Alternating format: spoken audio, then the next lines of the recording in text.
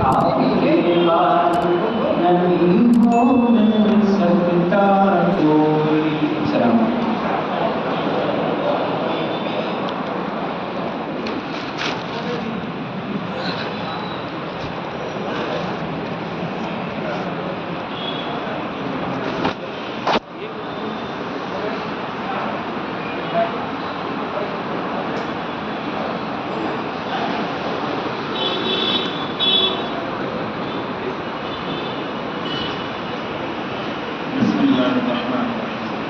یہ کوئی تقریر نہیں کی جا رہی ہے، ایک تقریب بتائی جا رہی ہے. اس لیے میں کچھ بات کہنے کے بعد ایک عنوان کے تحت اس کو باندھنا چلوں گا. پورے جب تقریب بیٹھ جائے گی تو کانسیپٹ کلیئر ہو جائے گا.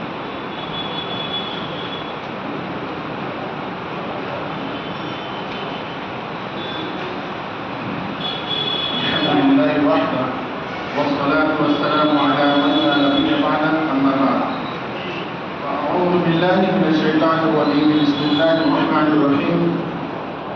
ما كان محمد أبا أحد من رجالكم ولكن رسول الله وصادق النبيين وكان الله بكل شيء عليما. وقال النبي صلى الله عليه وسلم بعثت أنا والساعة كهاتين أو كما قال عليه الصلاة والسلام. جس طرح اللہ کو اپنے ذاتوں سے بات اعتبار ایک ماننا، اکیلا ماننا، تنہا ماننا، وحدہ لا شریک لہ ماننا عقیدہ توحید کہلاتا ہے.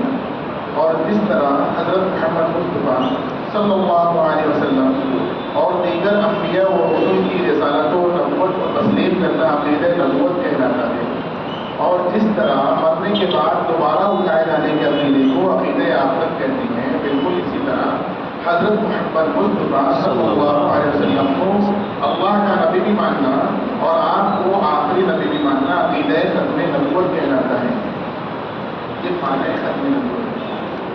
اور سمجھیں اس عقیدے کو پختہ کرنے کے لیے اللہ کے نبی علیہ السلام نے صحابہ کرام کے سامنے مختلف اوقات میں مختلف طور پر پیمائش کی تاکہ یہ امت کے دلوں میں عقیدہ بیٹھ جائے. کبھی آپ نے ارشاد فرمایا لوکا نبی بعدی لکان عمر بن الخطاب.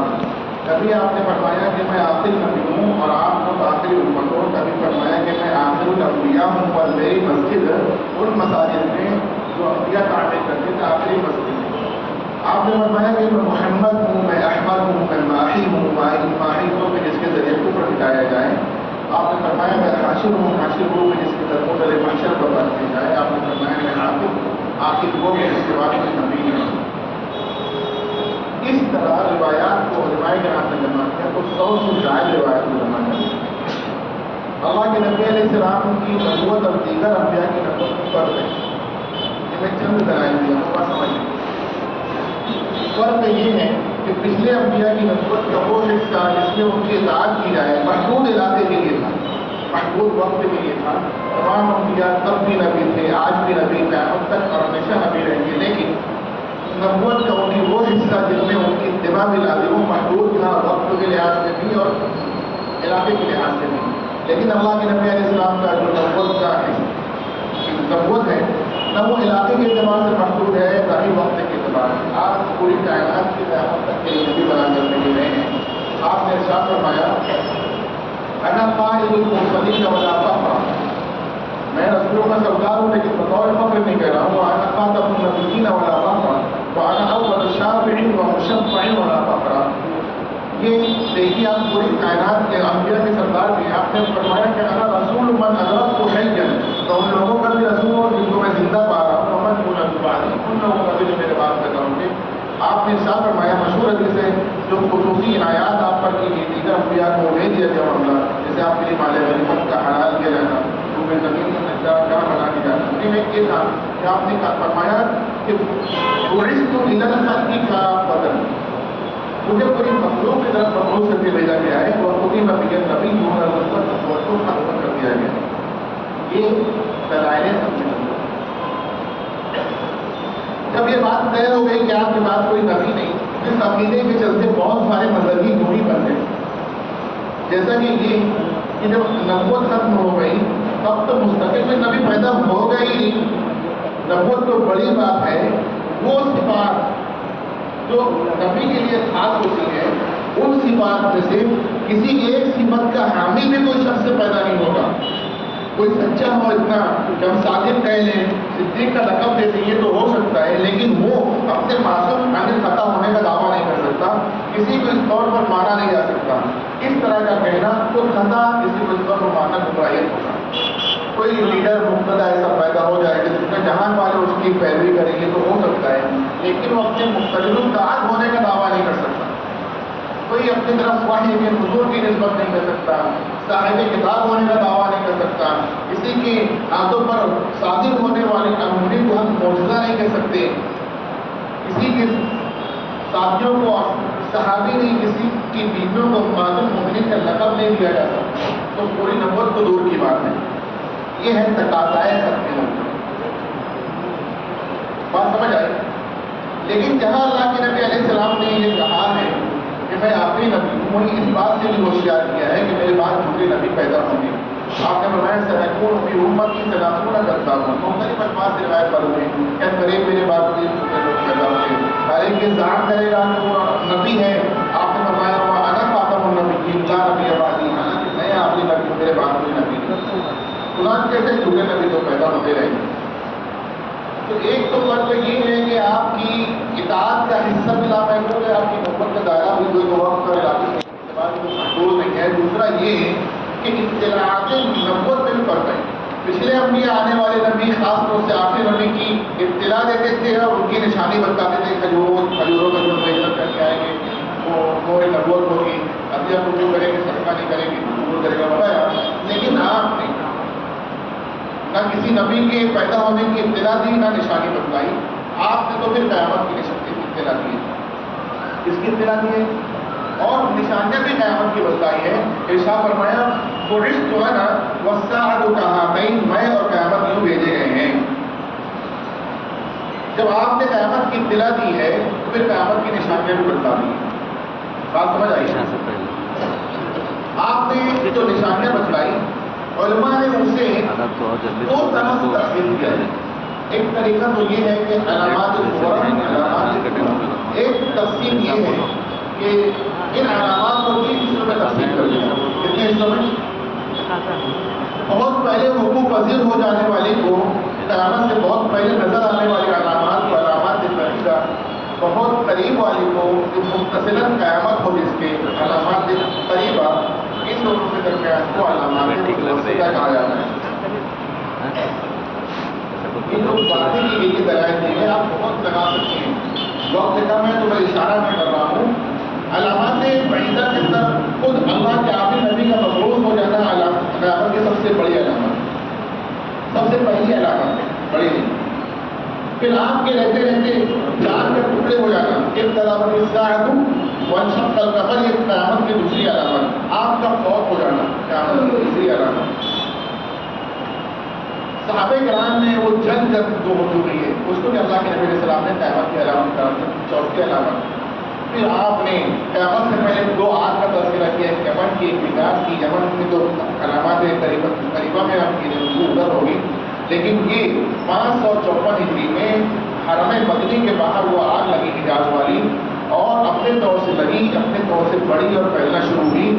ایسا تھا جیسے کہ کوئی قلعے کی دیوار جیسے اس کی لپیٹیں اڑ رہی ہے، کوئی ہانکنے والا، کوئی بڑھانے والا اس کو بڑھا رہا ہے، اور جس چیز کو پاتی تھی اس کو کھا جاتی تھی۔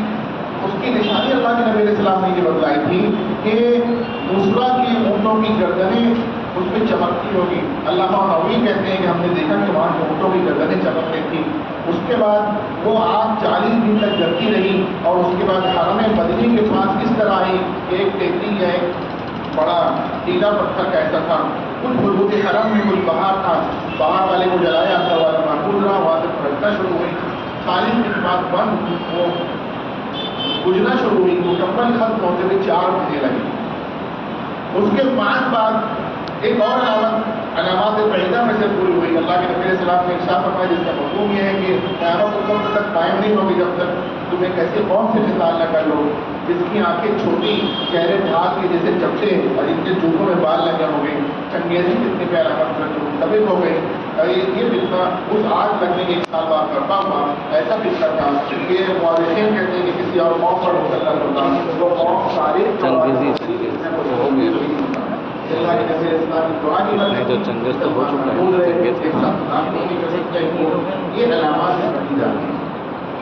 علامات متوسطہ اس میں تقریباً تمام کے تمام حالات کا تبین ہے کہ مساجد جو ہے خوبصورت ہوگی، مساجد میں نمازوں کی کثرت ہوگی، خشوع و خضوع ہوگا اور سلام پہچان والوں کو کیا جائے گا، کسی کو سلام سے شر سے بچنے کے لیے کیا جائے گا، سود شراب کا نام بدل کر کیا جائے گا، پولیس کی کثرت ہوگی، ظالموں کا ساتھ دے گی وغیرہ وغیرہ. یہ تمام علامات لوگ دیکھ رہے ہیں اور یہ علامات متوسطہ کہنا ہے. علامات قریبہ وہ 10 بڑی علامات ہیں. وہ سورج کا فرق آنا اور دابۃ الارض کا نکلنا، یاجوج ماجوج کا ظہور. اور ان علامات میں خاص طور سے 3 شخصیات کا تذکرہ ملتا ہے. اس مجلس میں ان 3 شخصیات کا تذکرہ مقصود ہے کیونکہ انہیں کے گرد دائر رہ کر یہ جو جھوٹے مادی، جھوٹے نبی پیدا ہو رہے ہیں انہیں کے گرد دائر ہوتے ہیں. وہ 3 شخصیات کون ہیں؟ حضرت مہدی علیہ رضوان، ان کا ظہور ہوگا اور ان کے رہتے ہوئے دجال کا عروج ہوگا. پھر دجال کے خاتمے کے لیے عیسیٰ علیہ السلام کا نزول ہوگا اور پھر دجال کے خاتمے کے بعد حضرت مہدی علیہ رضوان کی انتقال کے بعد حضرت عیسیٰ علیہ السلام جو ہے مسلمانوں کے خلیفہ بنیں گے اور ان کے ہوتے ہوتے یاجوج ماجوج کا جو ہے وہ عروج ہوگا. ان کے خاتمے کے بعد جب وہ ختم ہو جائیں گے تو پوری دنیا میں اسلام ہوگا بہت دنوں تک. اس اجمال کی تفصیل یہ ہے کہ اللہ کے نبی علیہ السلام نے حضرت مہدی کے ظہور سے پہلے جتنے حالات بتلائے ہیں کہ ایسے سنگین حالات ہوں گے کہ مسلمان بن کر جینا مشکل ہو رہا ہوگا، زلزلوں کی کثرت ہوگی اور ایسے وقت میں عرب کے بادشاہ کا انتقال ہوگا. پھر ہم لوگ بادشاہ کے لیے چند شہزادے آپس میں جھگڑ رہے ہوں گے اور انہیں اوقات میں نئے رسوات میں پہاڑ نکلے گا سونے کا، اس کے رسول کی جنگ جاری ہوگی. اس کے خاتمے کے لیے خراسان سے لشکر چلے گا کالے جھنڈے والوں کا. وہ لشکر جا کے ان جھگڑوں کا ختم کرے گا، حضرت مہدی سے ملے گا. حضرت مہدی علیہ رضوان کے تعلق سے اللہ کے نبی علیہ السلام نے ارشاد فرمایا کہ میری نسل مجھ سے ہوگی، میرے اہل بیت میں سے ہوں گے. ان کا نام میرے نام پر ہوگا، ان کے والد کا نام میرے والد کے نام پر ہوگا. فاطمی ہوں گے، حسنی ہوں گے، مدینہ کے رہنے والے ہوں گے.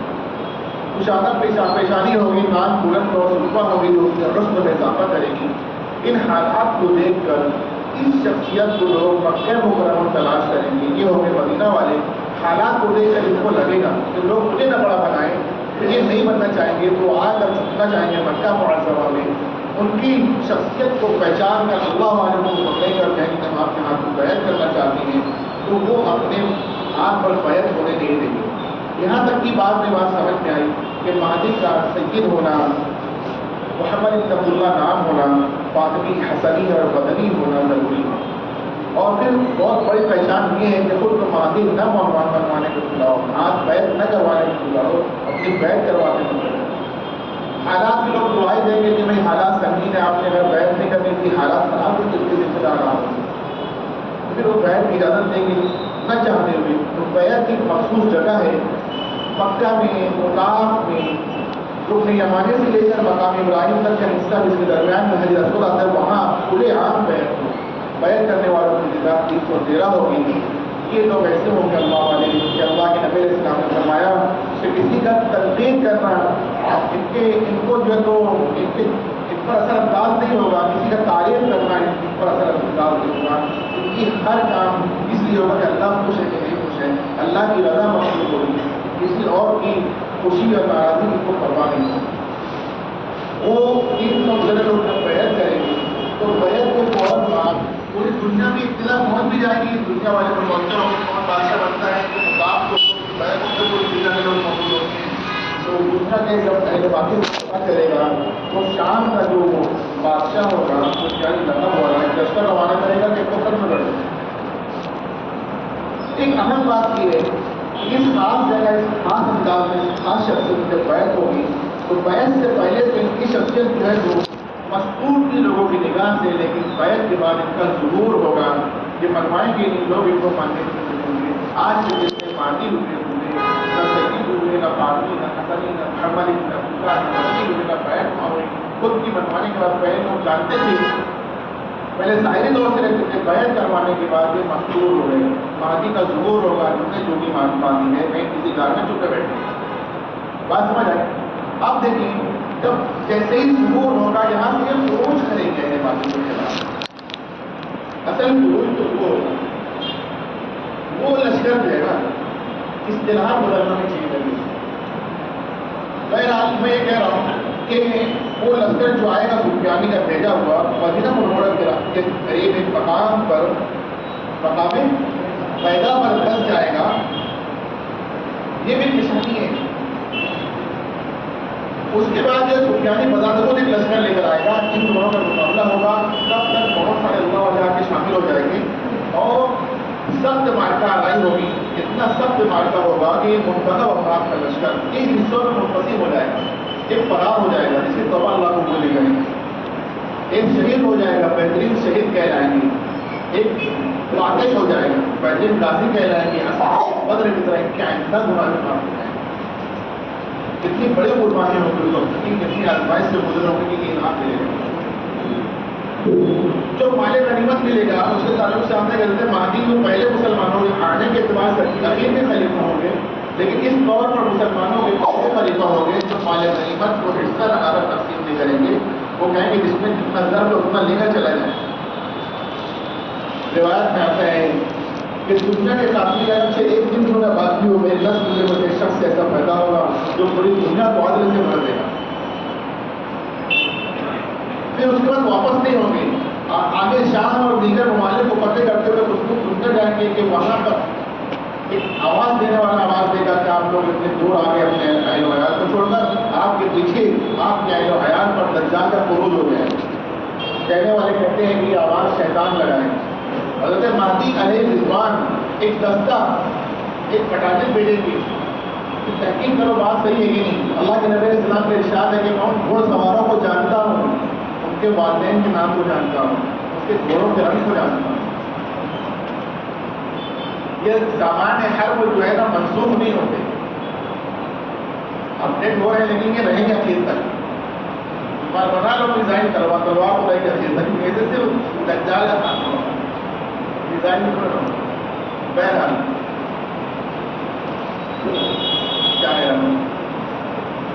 ہاں وہ خبر جھوٹی ثابت ہوگی، لیکن مان بات دجال کا خروج ہوگا، اس کا 2 مرتبہ خروج ہوگا، ایک ہی مرتبہ، ایک مرتبہ یوں ہوگا کہ ہو جائے گا خروج کا، عراق اور شام کے درمیان سے ہوگا، لیکن باقاعدہ اتنا پروری والا خروج ہے وہ اصفہان کے پاس، ایران کا شہر اصفہان، اس کے قریب ایک بستی ہے یہودیہ، وہاں سے ہوگا۔ اس کے نکلتے ہی انہونی ہوگا کہ ایک بھی پہلا دن سال بھر کے برابر، دوسرا ایک ماہ کے برابر، تیسرا ایک ہفتے کے برابر، باقی ایام عام دن جیسے اس طرح 40 دن رہے گا۔ عبادات کو سال میں سال بھر ہی کرتے ہیں۔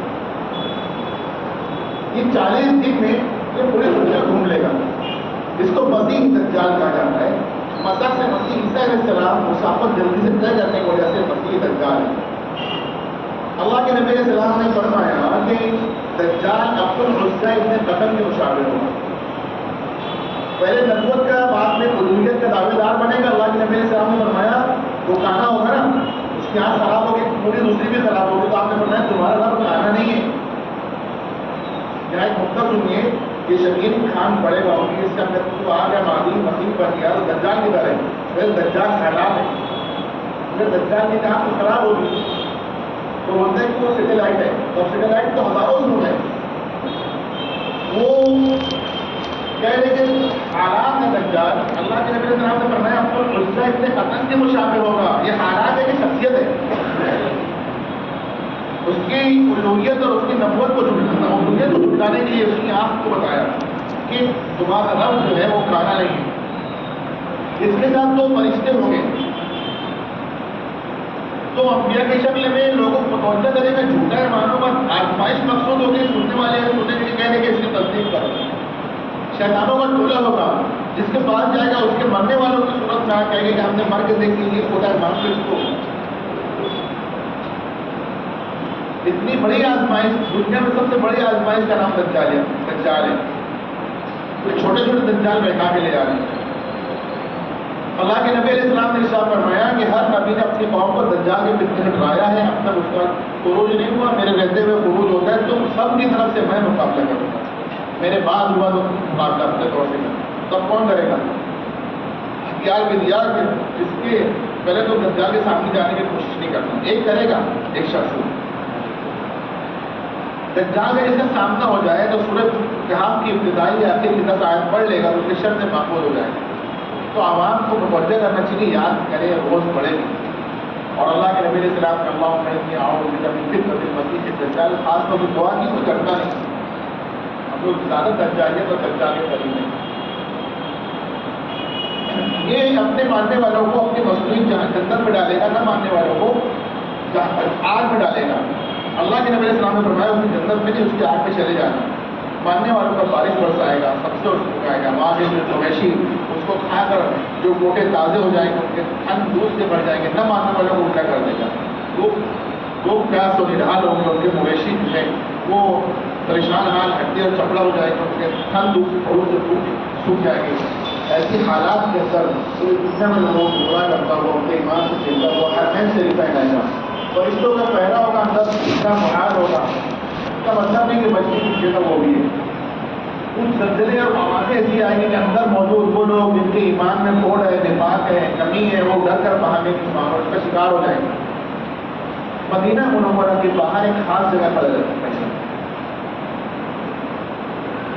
اللہ کے نبی اسلام کے ارشاد ہے جہاں سے فرمایا کہ وہ وہاں سے اشارہ کر کے مسجد نبوی کی طرف گئے کہ یہ محمد کا قصر ہے. تب وہ ایک چھوٹی سی عمارت تھی, اب قصر ہو گئے. ایک شخص مدینہ منورہ سے نکلے گا کہ یہ دجال ایسے مت بنا. پہلا ہوگا اس کی جھوٹی خدائی کے مقابلے میں آنے والا, غصے میں آئے گا, اپنے ماننے والوں کو پہلے اپنے دائرے میں لے گا کہ بھئی اس کو مار دو تو مجھے مانو گے خدا. ہم تو ایسے ہی مانتے ہیں, مار کے 2 ٹکڑے کر کے درمیان میں چلے گا. کہے گا زندہ کر دو تو خدا تو ایسے ہی مانتے ہیں. ٹھیک ہے, مارنا تو آسان ہوا, زندہ کرنا تو خدا کا ہی کام, وہ زندہ کر دے گا.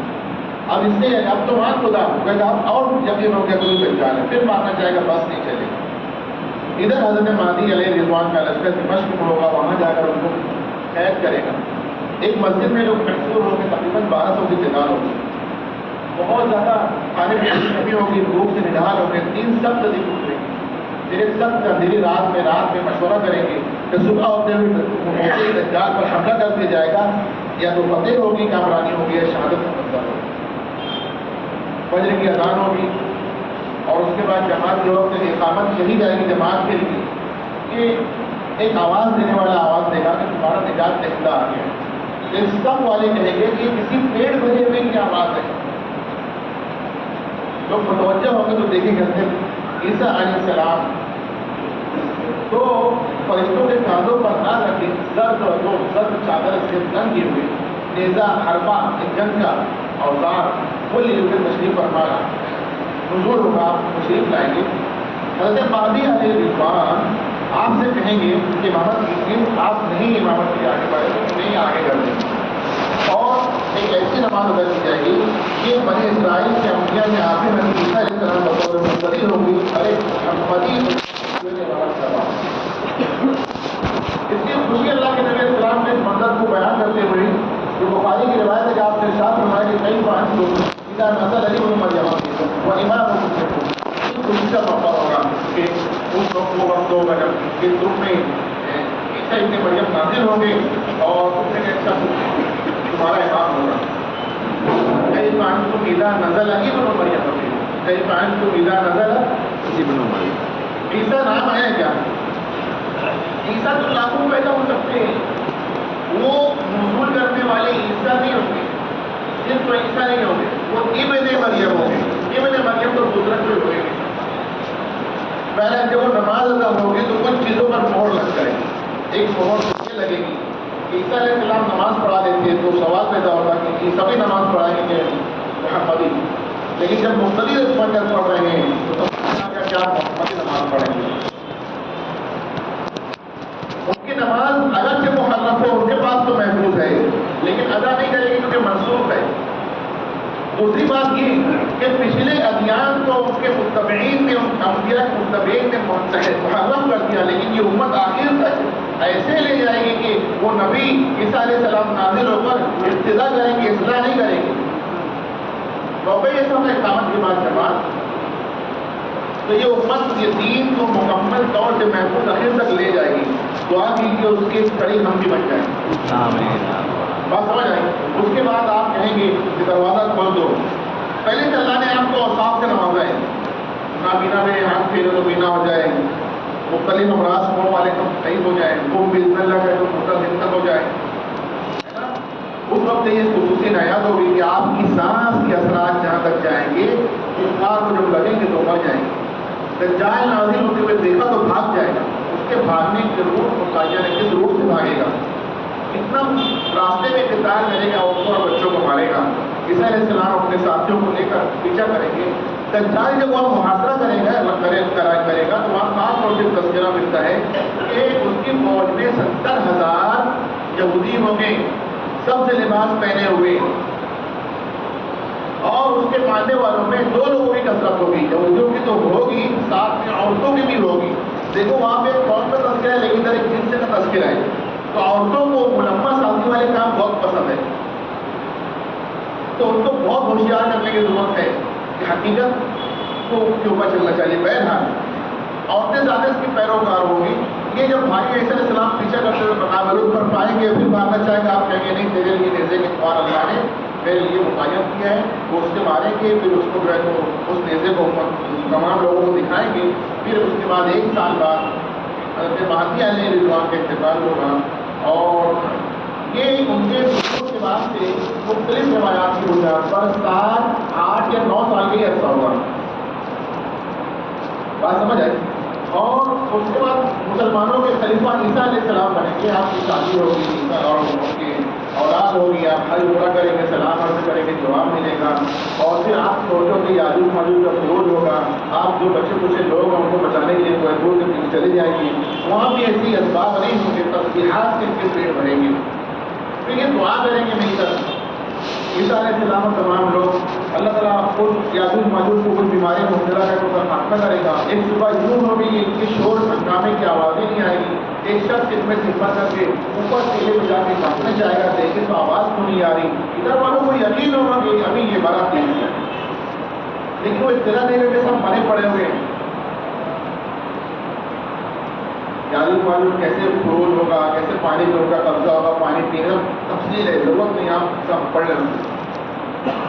اس کے بعد یوں ہوگا کہ ان کی لاش وہ تعفن سے ان کے لاش جو تعفن ہوگا اس سے پریشانی ہوگی، پھر دعا ہوگی، کچھ پرندے آ کے ان کی لاشوں کو وہاں تک سمندر میں پھینکیں گے، بارش ہوگی، پوری زمین دھلے گی، اور اس کے بعد پوری دنیا میں اسلام ہی اسلام، ایمان ہی ایمان ہوگا، اور اللہ کے نبی علیہ السلام کی اسپیشل کوئی کا ظہور ہوگا۔ ایک وقت تھا مکہ معظمہ میں اللہ کے نبی علیہ السلام صبح کے وقت لوگوں کو اللہ کا تعلق اللہ سے جوڑنے کے لیے نکلتے تھے، تو دیر رات میں آتے تھے، دیر شام میں رات میں آتے تھے، اس حال میں ایک گرد سے چہرہ ہٹا ہوا پہچاننا مشکل ہوتا تھا۔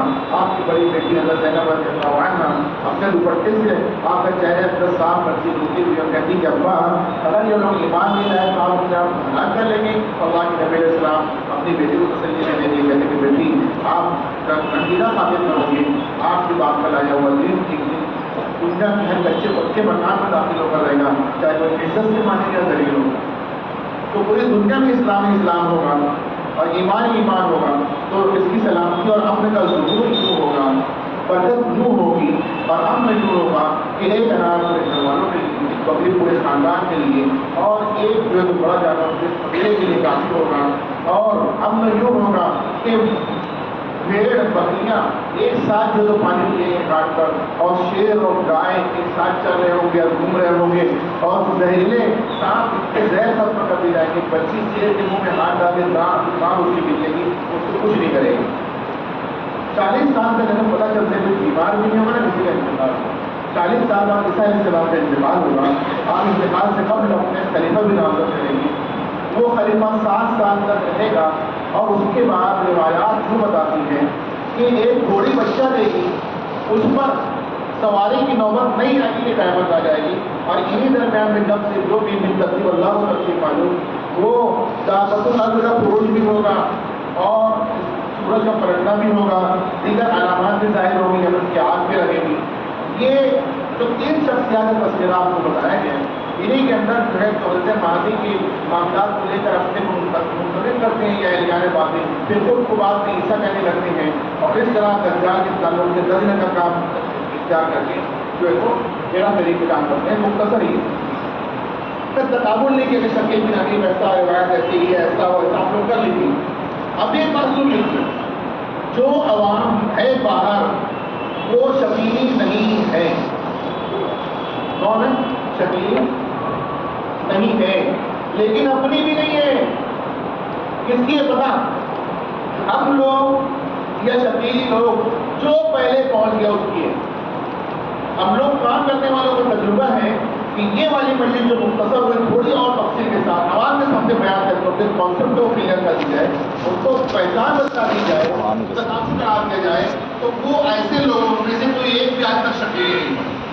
جتنے شکیلی ہوئے قدرے مشترک تھی کہ ہماری بات اس سے پہلے ان باتوں کو انہوں نے اپنے انداز سے بتایا، تو کتنا کام کرنے کا ہے۔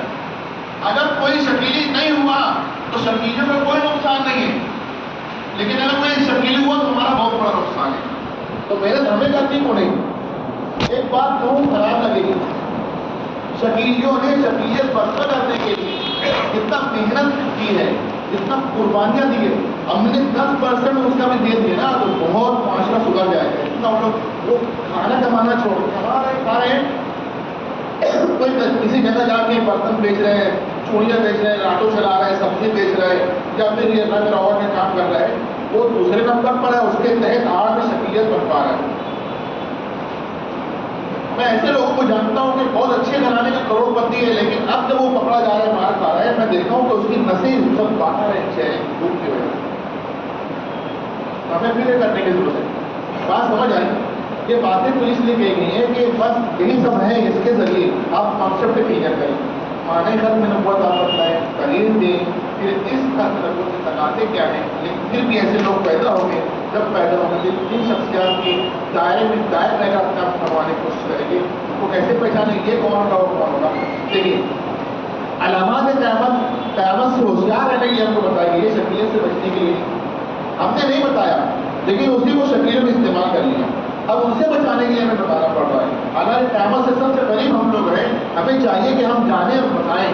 عوام تو نہیں جانے گی، ہمیں بتانا پڑے گا۔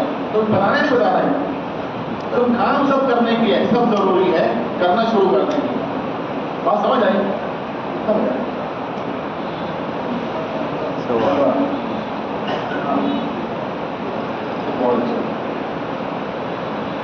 صبح یہ سے گستاخی کا گستاخی کر رہا ہوں، ابھی بڑی گستاخی حضرت بیٹھے ہیں، میں بات کر رہا ہوں، میرا مفتی صاحب بیٹھے ہیں، بات کر رہا ہوں۔ اب حضرت سے میں بہت دوبارہ درخواست کرتا ہوں کہ آئیے اور اپنی سفر ناموں باقی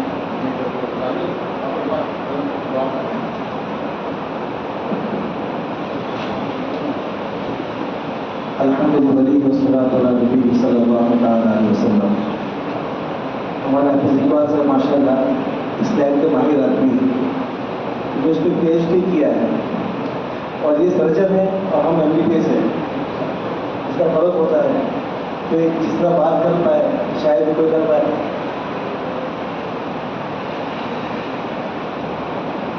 میں آپ حضرات کا بہت مشکور ہوں کہ آپ حضرات تشریف لائے اس طوفانی بارش کے اندر۔ اور حقیقت تو یہ ہے کہ ختم نبوت کا اصل مقصد روشن ترجمہ کیا جائے کہ حضور پاک صلی اللہ علیہ وسلم کی حقیقی محبت ہے، اس کے سوا کچھ بھی نہیں ہے۔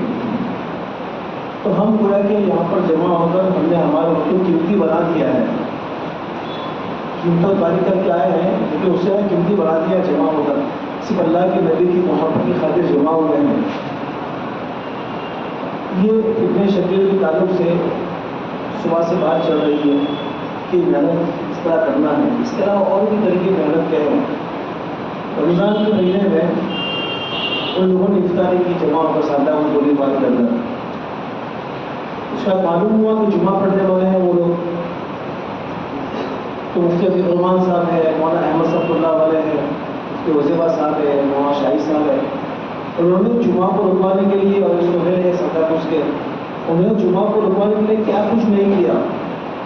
پولیس چوکی، اے سی پی، ڈی سی پی، ڈپٹی کمشنر کے پاس بھی جا کر آئے صرف جمعہ کو رکوانے کے لیے. اور اللہ کا ایسا نہیں ہوا کہ اس کوشش کے ذریعے سے ان کا جمعہ جو کیا بننے والا تھا وہ نہیں بنا. پولیس نے بلا کر یہاں تک کہا کہ شواہد جمع کرایا کہ غلط کس طرح ہے. یعنی محنت ہر طرح سے ہمیں کرنا ہے. ہم نے سمجھے کسی کو سمجھا دیا بٹ کیا بھی نہ ملنے پائے. اور ایک بات یاد رکھیے، سردار کچھ کے اندر، اور مجھے صاف صاف بولنے میں مجھے کوئی اس میں پیش نہیں، تجزب بھی نہیں ہے، ہمیں وہاں کے ذمہ داروں نے ہمارا کوئی ساتھ نہیں کیا. ہم شروع سے آواز لگاتے رہے کہ مسجد ہمیں دیجیے، پلیز لا کے کتنا پھیلے گا، بہت مشہور ہو گیا ہے، کتنا تو پھیل چکا، کیا بچا اب رہا کیا ہے.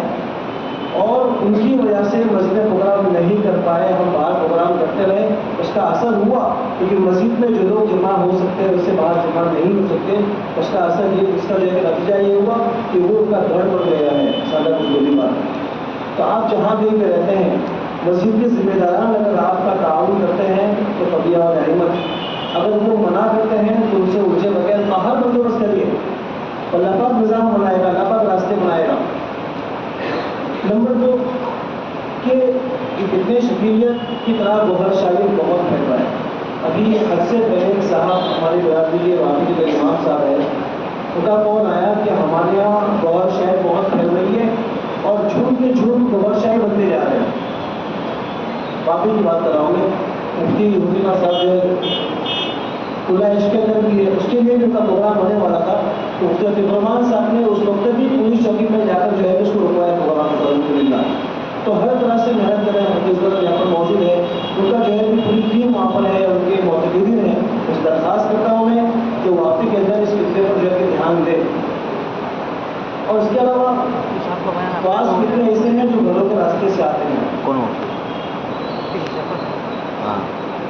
آپ نے سنا ہوگا کہ وہاں پہ معتقدین ایسا بول رہے ہیں، جیسا تھوڑا جا کے تھوڑا وہاں پہ محنت کرے ایسا بول رہے ہیں. شروع سے لے کر اور اس کا جو بیڑا ہو گیا ہے، بیڑا ہو گیا، اس کے بعد ہم جڑتے گئے. پروگرام ہوتا اس کے تھا بعد ہم جڑتے گئے بتا دیے صحیح 1 لاکھ روپئے انعام سب دیں گے. اور اس کا بہت ہو گیا. معلوم ہوا کہ آن لائن کلاسز چل رہی ہے. اب یہ آپ کی گھروں کی مصیبت سے معلوم ہوگا. آپ پوچھیے، آپ دوسرا کو جانتے ہیں نہیں جانتے، پڑوس میں سے پوچھوائیے اپنے گھر والے کے ذریعے سے. اگر یہ کتنا ہے تو اس کا بھی طلاق جمع کریے. آپ اس فارم کے اچھا ابھی جو فارم بھروایا ہے اس کے لیے 50% لوگوں نے مسکراہٹ ٹھیک کیا ہے کہ کتنا آپ کے یہاں ہے. ڈاکٹر حسین صاحب ڈاکٹر کی ٹیم نے دوران اچھا قابو پایا ہے اور تھم گیا ہے. اور ہم لوگ کھپولیوں میں کام کا اس کے لیے جا کر آئے. درد کی جو ہے کہ خاص شادی ہے جگہ کہ کتنے ہر طرح سے آتے ہیں تو شکیلیت نہیں بلکہ ہر طرح کے کتنوں کا دھیان رکھنے کی ضرورت ہے. اور مسجد میں آپ بیان کریں گے تو آپ کے سامنے بالکل کتنے آئیں گے. 1-1.5 سال پہلے میں مسجد میں نے بیان کیا شکیلیت کے اوپر، اور میں نے کہا کب بھی آپ کو ایسی بات کرتا ہوا ملے تو کہنا کہ ہمارے دوست ہیں مولانا میں لے کر آتا ہوں. تو ابھی 6 مہینہ پہلے ایک نوجوان میرے پاس آیا، امام صاحب آپ نے جو کہا تھا شکیل کوئی چیز نے عیسیٰ نے دعویٰ کیا ہے، کچھ لوگ پوچھے سمجھانے کے لیے آئے تھے وہ لوگ. تو میں نے کہا امام صاحب ہمارا ہے، ان کے بعد چلو تو بھاگ گئے وہ لوگ. اب پرسوں ہی شکیل مسجد میں آیا تو لوگوں نے پہچان لیا چونکہ بیان کا اثر 1.5-2 سال پہلے کا تمہارا شکیل ہی ہے، ہماری مسجد کا احتکار بیٹھا ہوا تھا. تو میں نے کہا جو ہم اس کو دوبارہ بیان کیا. بہرحال یہ ہماری جو یہ مجلس سے تحفظ مطلب نبوت ہے، ہم نے اسی عنوان سے اس کو جو ہے کہ یہاں پر ترتیب دی گئی ہے اور یہ دارالدیوبند سے ملحق ہے الحمدللہ. ہمارا پروگرام تھا اس کے بعد سب بلانے کا، مگر بارش کی وجہ سے جو ہے کہ تھوڑا سی ہم کسی میدان میں کرنا چاہ رہے تھے. تو انشاءاللہ یہ پروگرام جو تحفظ نبوت کا بڑا پروگرام بارش کے بعد ہم لوگ چاہیں گے کہ وہ انشاءاللہ آپ تشریف لائیے گا. اور ہماری آفس MIC کالونی میں شاپنگ سینٹر میں پہلے ہمارے ملی ہوئی ہے اور اس کا وقت جو ہے کہ صبح 11 سے شام کو 4 بجے تک ہے. اور وہاں ہمارے جو جنرل سیکرٹری نواز شاہد صاحب کاشمیر کمزور بھی وہاں تشریف فرمائیں گے. اتوار کے علاوہ وہاں جمعہ کے علاوہ وہاں بیٹھیں گے. تو آپ حضرات وہاں کتابی ہمارے تعلق سے بہت سے آیتیں رکھی ہیں. اس طرح سے وہاں آنا چاہے کچھ جاننا چاہیں تو وہاں پر معلوم بھی کر سکتے ہیں. اور دوبارہ آپ کا شکر گزار ہوں میں. اور وہ ٹیم جو صبح سے لے کر شام تک آپ کی زیارت میں لگی ہوئی تھی, آپ کے کلام میں لگی ہوئی تھی, ان کا بھی جو ہے کہ بےحد احسان مند ہوں میں, ہمارے سے جو احسان مند ہے. اللہ تعالیٰ اپنی جان میں مان میں پیسہ وقت نصیب فرمائے. اور وہ حضرات جنہوں نے آپ کی زیارت کا اہتمام کیا, سلاوتی بھائی ہے اور دوسرے احباب ہیں, ان کے مشکور ہے. اللہ تعالیٰ مجھے اس کا بہترین جزائے عطا فرمائے. اور انشاءاللہ دعا پہ کام ہوگا. توزیبا صاحب جو ہمارے ذمہ دار بھی ہے, سرپرست بھی ہے, اشاء اللہ کینٹری کے جو ذمہ داران ہیں, مفتی نثار صاحب ہے, ڈاکٹر عبد صاحب ہے, ان کا بڑا رول رہا ہے اس کو نظم میں دعوت دے رہے ہیں. تو ہماری سرپرست توزیبا صاحب اسے درخواست پر دعا فرما رہے ہیں.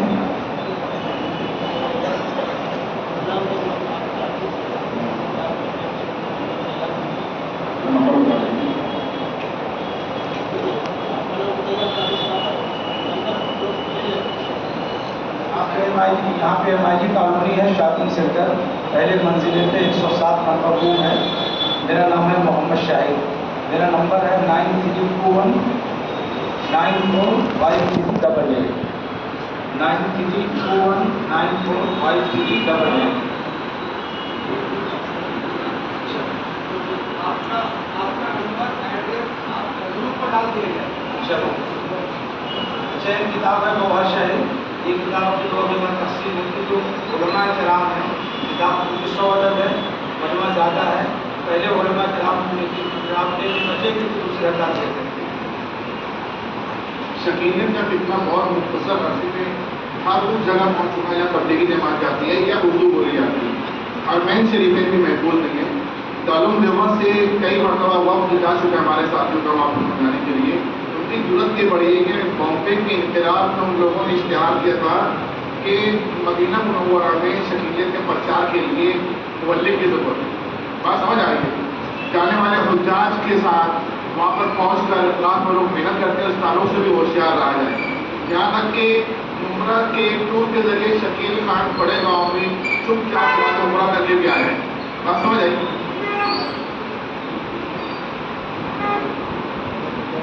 دیکھیے آج کے منتظمین ایک کتاب تو آپ کو دے رہے ہیں ہدیہ, دوسری کتاب میرے ہاتھ میں ہے. دارالعلوم دیوبند کے شیخ الحدیث صاحب حضرت مولانا مفتی سعید احمد صاحب پالنپوری نظر اللہ مرکزہ کے چھوٹے بھائی مفتی محمد امین صاحب پالنپوری کی تحریر ہے, جس پر مفتی سعید صاحب کا مقدمہ بھی ہے اور پذیرائی کی ہے. کتاب کا نام ہے دنیا کب فنا ہوگی.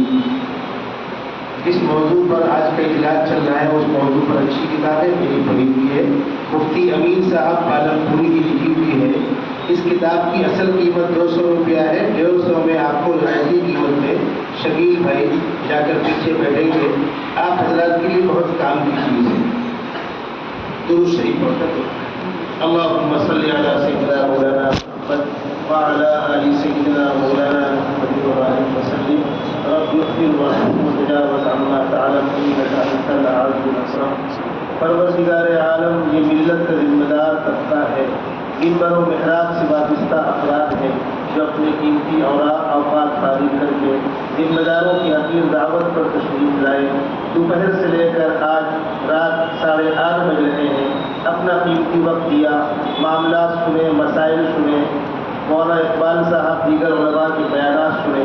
خداوندہ ہم کو اس موضوع پر بھرپور تیاری کر کے میدان میں اتر کر دین کے اندر تحریر کرنے والوں کا مقابلہ کرنے کی توفیق عطا فرما. ختم نبوت پر ڈاکے ڈالنے والوں کو ان کو کیفر کردار تک پہنچانے کا حوصلہ پیدا فرما.